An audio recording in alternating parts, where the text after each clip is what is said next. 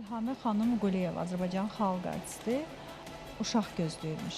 Olub bəli. Özü də gizlətmirdi. Paltarını dartırdı ki, halı görsünsün. Hər qadın kimi o da ərə getmək istəyirdi. Onun da oldu.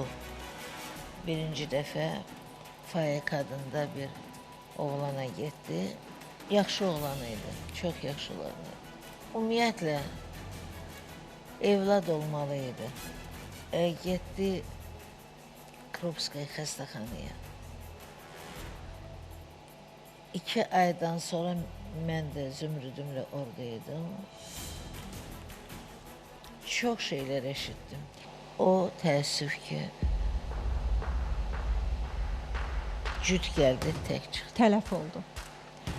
Bilərəkdən tələf etdi, yoxsa Bilərəkdən elədi, çünki o adam ki, söz də verməmişdi, belə evliymiş? İlhamə düşünürdü, sözünə əməl eləmədi, bəlkə də söz vermişdi. İlhamə də tələf elədi uşaq.